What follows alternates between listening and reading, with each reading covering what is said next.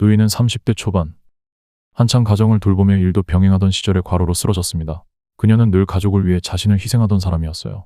아픈 몸을 이끌고도 하루하루를 버텨내며 아이들을 돌보고 생활비를 마련하기 위해 일했습니다. 하지만 그녀의 남편은 늘 무책임했습니다.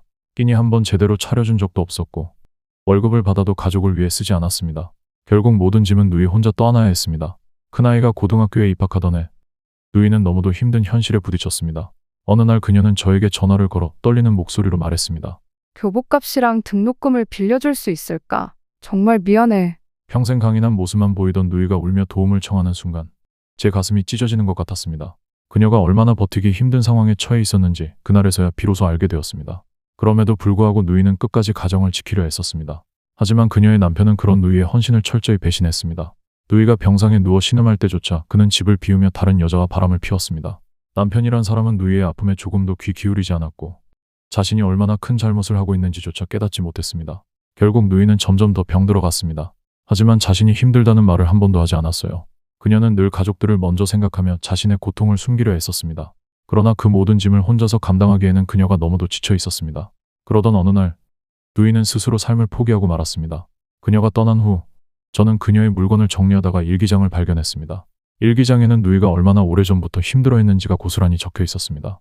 몸에 이상 신호가 왔지만 병원에 가지 않고 버틴 이유도 남편과 아이들에게 짐이 되고 싶지 않아서였습니다. 내가 죽어야 이 고통에서 벗어나고 남편이 편할 거야. 이런 글귀를 읽었을 때 저는 숨조차 쉴 수 없었습니다. 누이는 스스로를 탓하며 고통 속에서 살아온 것이었습니다. 하지만 일기의 마지막 페이지는 또 다른 진실을 말해주었습니다. 살고 싶다. 누이는 진심으로 살아가고 싶어 했습니다. 그녀는 중학생이 되는 아들의 성장 과정을 지켜보고 싶어 했고 고등학생 딸의 결혼식에서 웃으며 축복해주고 싶어 했습니다. 그녀는 마지막 순간에서야 자신에게도 행복할 권리가 있다는 걸 깨달았던 겁니다. 그런데 그걸 깨달았을 때는 이미 그녀의 시간은 너무나도 짧아져 있었습니다. 그렇게 제 누이는 단 43살의 짧은 삶을 남기고 떠났습니다. 그녀의 죽음은 제게 크나큰 상처를 남겼지만 동시에 중요한 교훈을 주었습니다.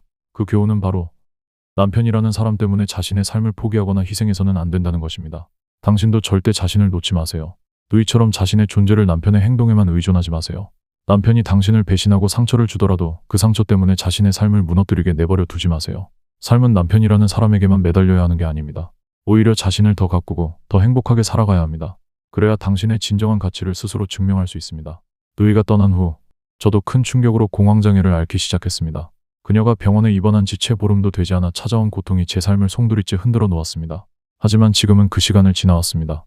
약도 끊었고 어디든 운전해서 다닐 수 있게 되었으며 비행기를 타고 여행을 다닐 만큼 회복했습니다. 당신도 지금의 어려움을 반드시 극복할 수 있습니다. 언젠가 오늘을 돌아보며 아이들과 웃을 날이 올 겁니다. 소중한 아이들에게 상처를 주지 않기 위해서라도 지금은 아무렇지 않은 척 견뎌내세요. 그리고 당신 자신을 위해서도 멋지게 살아가세요. 당신은 충분히 가치 있고 사랑받아야 마땅한 사람입니다.